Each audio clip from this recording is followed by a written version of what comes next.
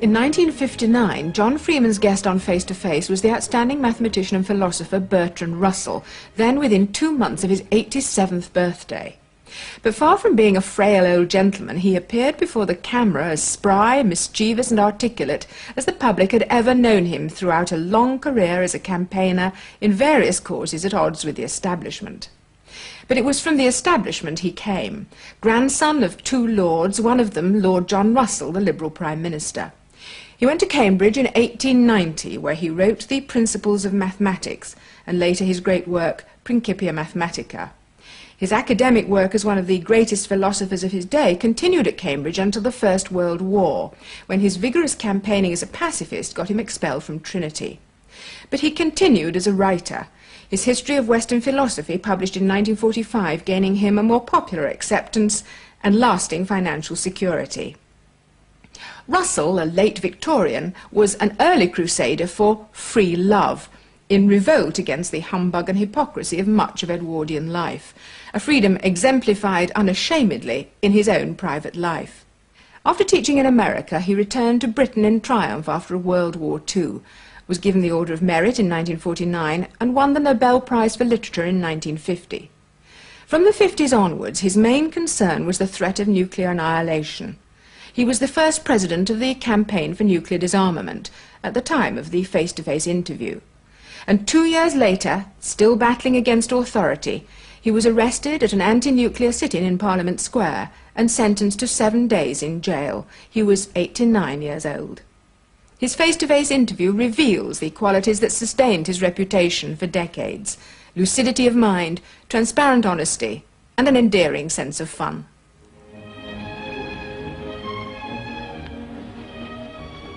By the death of the 3rd Earl Russell, or Bertrand Russell as he preferred to call himself, at the age of 90, a link with a very distant past is severed.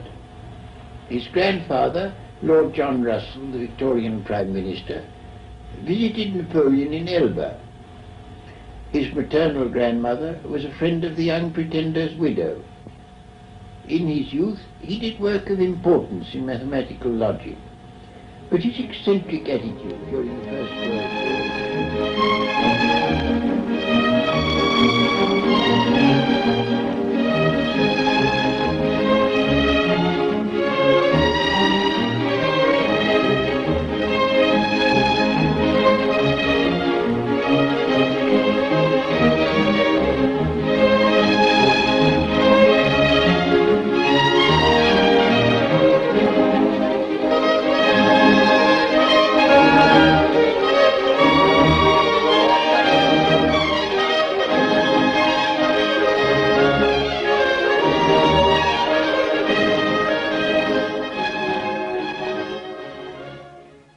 Second World War, he took no public part, having escaped to a neutral country just before its outbreak.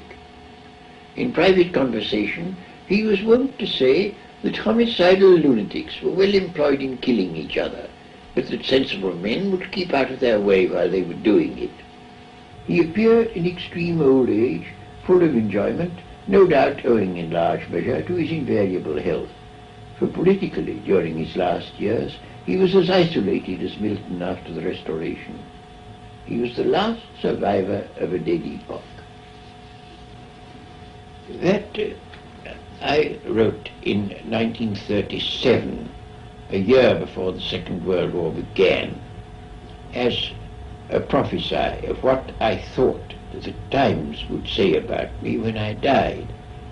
I observe that the date I attributed to my death is 1962, which is coming ominously near and begins to cause me some alarm. So before you feel too much alarm, let us examine this obituary which was written in jest and see how true it really is. To start with, let's go back to the distant past. What is your very earliest memory, Lord Russell?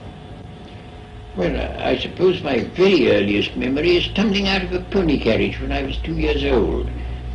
And my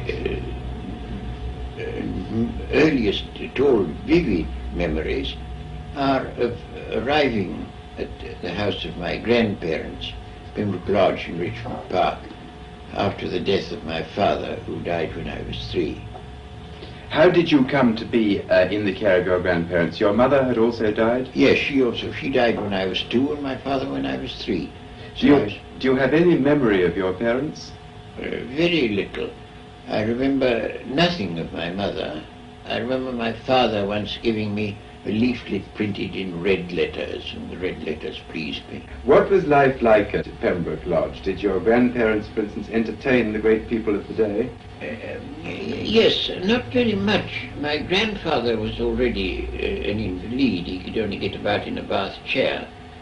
He died when I was 6. My grandmother survived for a long time till after I was married, but she lived in semi-retirement.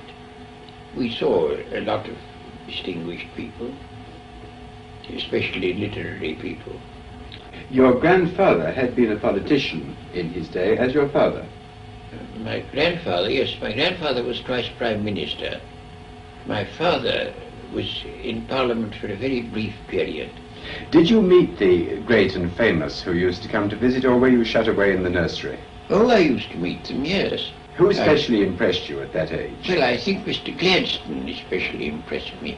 Well, what's your memory of him? Oh, I have a great many memories of Mr. Gladstone. He had an eye that could quell anybody. It was, people who didn't know him can't quite understand his political importance. It depended on his hawk's eye.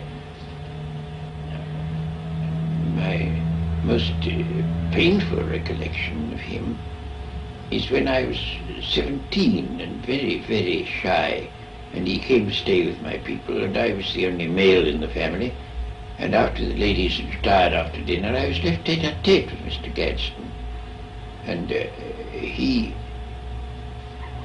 didn't do anything to alleviate my shyness. He made only one remark. He said, "This is very good port they've given me, but why have they given it me in a claret glass?" And I didn't know the answer. Turning to your occupations as a child, what were the first books that impressed you? For instance, were you interested in history, in fairy stories, in adventure, or what? Oh, I was always very much interested in history, very much. Fairy stories when I was younger, yes. And I regret to say that I liked Hans Andersen much better than Grimm. I don't now, but I did then, very much better. I read Hans Andersen's fairy tales over and over again when I was young. Were you always a skeptic from small childhood, or did you believe in the conventions of Oh, fairy I tale? wasn't a skeptic when I was very young, no. I was very deeply religious and lost my conventional beliefs slowly and painfully, very slowly. I remember it now. This is another very early memory that I have, that when I was 4 years old, they'd just been telling me the story of Little Red Riding Hood, and I dreamt that I'd been eaten by a wolf, and to my great surprise, I was in the wolf's stomach and not in heaven. This was the beginning, perhaps, of skepticism. Yes. Tell me, did you say your prayers when you were a child? Oh, yes. When did you cease doing that? Oh, I suppose when I was about 12 or 13. Were you made to say them before that? Well, yes, I was made to at first, but I went on after I'd stopped being made to. Yes. Will you tell me what experience it was that gave you your first intuition about skepticism when you were a child? Well, I suppose you might say the time when I tried to catch an angel. They told me when I was an infant that angels watched round my bed while I slept. And I'd seen pictures of angels, and I thought I should very much like to see one. But I supposed that the moment I opened my eyes, they fled away. So I thought, well, next time I wake up, I won't open my eyes, and they won't know. And I did so, and I made a grab thinking I should catch an angel, but I didn't. Do you think now, looking back, that there's any really unfortunate legacy that you carried out of your childhood? I do. I mean, the sort of family attitude, certainly on matters of sex, was morbidly puritanical. Well, did you then in fact have a feeling of guilt about sex? No, well, I don't know. I don't think I had much occasion to, no. Well, now, let's turn to your schooling. What sort of learning at that age? Did you, for instance, study the classics? Well, to a certain degree, I was never fond of the classics. I mean, mathematics was what I liked. My first lesson in mathematics I had from my brother, who started me on Euclid. And I thought it was the most lovely stuff I'd ever seen in my life. I didn't know there was anything so nice in the world. Can you remember and tell us about that first lesson? Yes, I remember it very well. But I remember that it was a disappointment because he said, now we start with axioms. And I said, what are they? And he said, oh, they're things you've got to admit, although we can't prove them. So I said, why should I admit them if you can't prove them? And he said, well, if you won't, we can't go on. And I wanted to see how it went on, so I admitted them pro tem. Now, what was it that first provided you with the incentive to become a mathematician?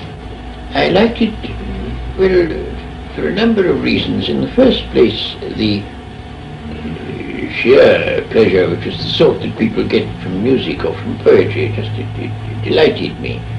Then, apart from that, I thought that mathematics was the key to understanding the universe. And I found all sorts of everyday things explained by means of mathematics. Have you found on the whole in your own life that the pursuit of either mathematics or philosophy has given you some sort of substitute for religious emotion? Yes, it certainly did. I mean, until I was about 40, I should think, I got the sort of satisfaction that Plato says you can get out of mathematics. It was an eternal world, it was a timeless world. It was a world where there was a possibility of a certain kind of perfection. And I certainly got something analogous to religious satisfaction out of it. What period of your life, or rather what episode in your life, led you to turn again from philosophy to some extent into social work and politics? Oh, the First War.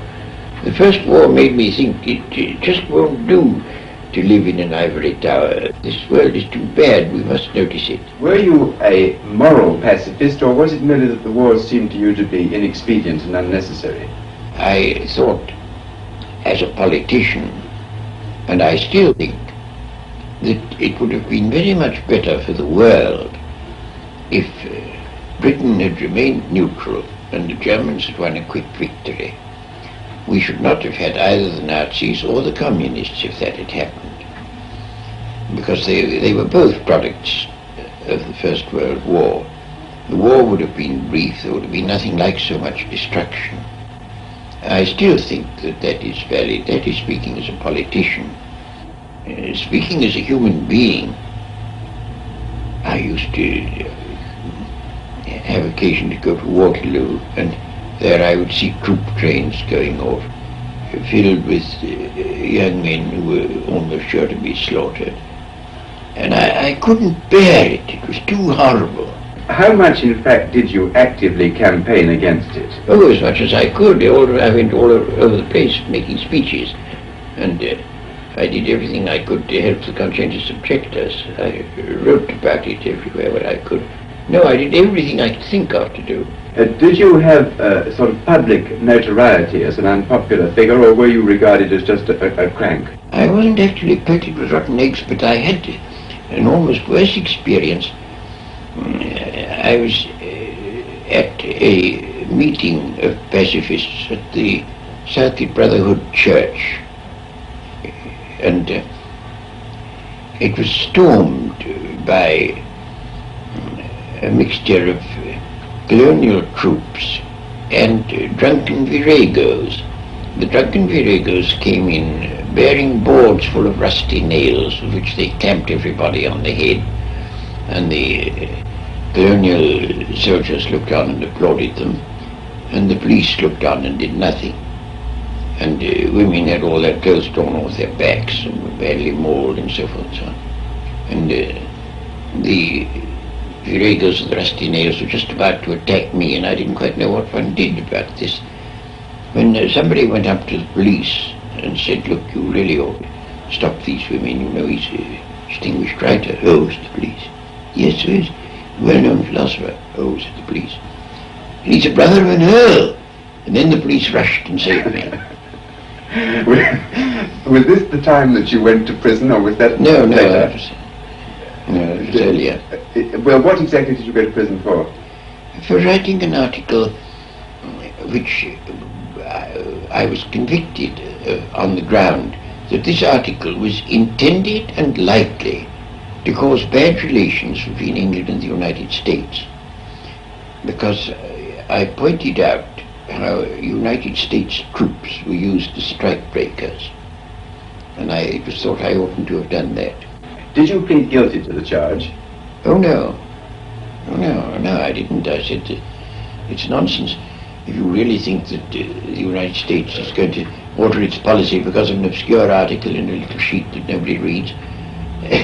Were you tried by a jury or by a magistrate? By a magistrate. In London? In London. And he said this was the most despicable crime.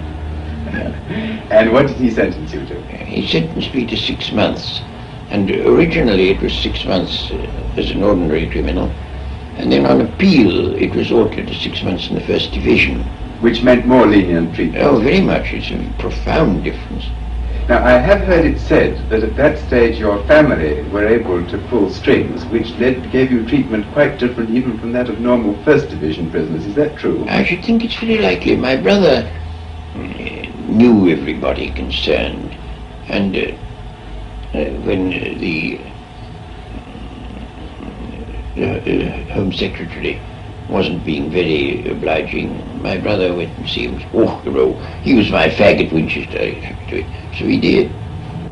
Now, at the time of your own trial and imprisonment, do you think, looking back, that Trinity College behaved either wisely or justly in depriving you of your fellowship?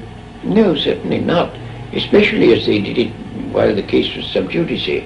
All the younger fellows had gone to the war, and the government of the college was left to the old boys, and the old boys felt we must do our bit. We can't fight, we're too old. And their bit was to get rid of me. Now, something very similar to that, of course, happened in the Second World War, when your appointment at the College of the City of New York was terminated. What actually did happen in the Second World War? Oh, in the Second World War I was completely patriotic. I supported the war, and I was entirely orthodox in my views about that. Nevertheless, you were thrown out of another college at the same age. But that was for quite different reasons. That was on the ground of my views about marriage and morals. That was a Roman Catholic business. There was a woman who was intending to send her daughter to the College of the City of New York, where her daughter was not going to study mathematical logic, which was the subject I was going to teach. But nevertheless, this woman professed to be afraid that I should rape her daughter or corrupt her in some way by my mere presence in other classrooms in the same university. And on that ground, she brought an action that I should be deprived of my position.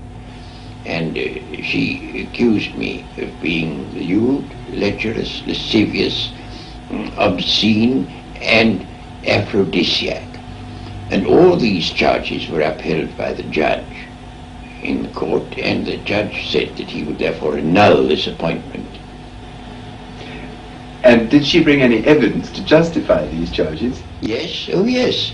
It was proved that I had said that an infant under 6 months old, if seen touching his parts, should not be slapped. That was the chief evidence. But what happened to you when you lost your job in New York? Were you, for instance, did you have another job to go to in America? Well, I didn't know I should have. I was completely ostracized. No newspaper would print a word I wrote. No magazine would print a word. No hall would allow me to lecture in it. So that I was cut off from all my means of livelihood. And I couldn't get any money out of England at that time because of currency regulations. And so I was expecting to starve. I had 3 children whom I was educating, 2 of them at the university, 1 younger. And I expected we should all suffer very badly, and we should have done but for a certain man called Dr. Barnes, who came to my rescue and gave me a job. As a result of that alarming experience, have you felt any permanent resentment against the Americans? Oh, no, none whatever. I think, after all, my father, when he stood for Parliament in a rural constituency in 1868, suffered in exactly the same way, for exactly the same causes. And I allowed myself to reflect that urban New York in 1940 was exactly at the same point in the road towards enlightenment as rural England in 1868. But having made that remark, I felt no further resentment. Do you ever now, in old age, encounter these explosions of anger? Oh, yes. I had a letter from an Anglican bishop not long ago, in which he said that all my opinions on everything were inspired by sexual lust, and that the opinions I'd expressed on this subject were among the causes of the Second World War. Do you think that on the whole the fanatics in the world are more useful or more dangerous than the skeptics? Fanaticism is the danger of the world and always has been, and has done untold harm. No, I think fanaticism is the gravest danger there is. I might almost say that I was fanatical against fanaticism. But then are you not fanatical also against some other things? You see now, your current campaign, for instance, in favour of nuclear disarmament, would you encourage your supporters to undertake some of the extreme demonstrations that they undertake, and isn't that fanaticism? I don't think that's fanaticism, no. I mean, some of them may be fanatical, but I do give them support, but not from fanatical reason. I support them because everything sane and sensible and quiet that we do is absolutely ignored by the press. And the only way we can get into the press is to do something that looks fanatical. Do you think it possible that the anti-nuclear campaign may already be a bit out of date in the light of the preparations for bacteriological and biological warfare which we now know are going on? It certainly would be if it was only a campaign against nuclear weapons. But it is in fact a campaign against war. And the momentary argument against war is mainly derived from nuclear weapons. But if they were out of the way, there would be other arguments that would be just as potent. And the fact is that scientific man cannot survive if he is going to continue to make war. I mean, the worst possibility is that human life may be extinguished, and it is a very real possibility, very real. And that is the worst. But assuming that doesn't happen, I can't bear the thought of many hundreds of millions of people dying in agony only and solely because the rulers of the world are stupid and wicked, and I can't bear it. Do you look back to the 19th century on the whole with nostalgia and regret? Well, it all depends upon what you're thinking about. The world was much more beautiful to look at than it is now. Every time I go back to a place that I knew long ago, I think, oh, how sad it is. This place used to be beautiful and now it's hideous. And one thing after another, one piece of beauty after another is destroyed. And that I do profoundly regret. But when it comes to ideas, well, there's immensely less humbug than there was, and that I rejoice in. Of the sort of conventional self-indulgences or vices like drink and tobacco and so on, which is your favourite one? Oh, tobacco. I smoke a pipe all day long except when I'm eating or sleeping. Hasn't that shortened your life? Well, they used to say it would when I first took to it, but I took to it some 70 years ago, so it doesn't seem to have had a very great effect so far. In fact, you know, on one occasion it saved my life. I was in an airplane, and a man was getting a seat for me, and I said, get me a seat in the smoking part, so if I can't smoke I shall die. And sure enough, there was an accident, a bad accident, and all the people in the non-smoking part of the plane were drowned. and the people in the smoking part jumped into the Norwegian fjord where we landed and were saved, so that I owe my life to smoking. Did you have to swim to save your life? Oh yes, we all had to. And did you think great thoughts about death and survival when you were actually swimming? No, I was strung up by a journalist in Copenhagen, and he said, what did you think while you were swimming in the fjord? So I said, I thought the water was cold. And he said, did you not think about mysticism and logic? And I said, no, and rang off. Did all this happen a great many years ago? Not a great many, I think it was about 1949, as far as I can remember. When you were in your late 70s? Yes. Have you, in your 87th year, any unfulfilled ambitions? Oh, well, of course, there are all sorts of things I should like to have written and haven't written yet. I mean, almost every day I think of some new subject I should like to have written a book about, but there isn't time to write them all. Have you written an autobiography? I have, yes. Is it up to date? Well, no, not quite. Are you going to allow it to be published in your lifetime? No, not till I'm dead. Why? Well, in the first place, because it won't be complete until then. And in the second place, because there are all sorts of things that ought not to be said too soon, and it may even have to wait some time after I'm dead, I don't know. One last question. Suppose, Lord Russell, this film were to be looked at by our descendants, like a Dead Sea Scroll in 1,000 years' time. What would you think it's worth telling that generation about the life you've lived and the lessons you've learnt from it? I should like to say two things. One intellectual and one moral. The intellectual thing I should want to say to them is this. When you are studying any matter or considering any philosophy, ask yourself only what are the facts and what is the truth that the facts bear out. Never let yourself be diverted either by what you would wish to believe or by what you think would have beneficent social effects if it were believed. But look only and solely at what are the facts. That is the intellectual thing that I should wish to say.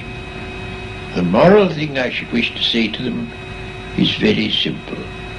I should say, love is wise, hatred is foolish. In this world, which is getting more and more closely interconnected, we have to learn to tolerate each other. We have to learn to put up with the fact that some people say things that we don't like. We can only live together in that way. And if we are to live together and not die together, we must learn a kind of charity and a kind of tolerance, which is absolutely vital to the continuation of human life on this planet.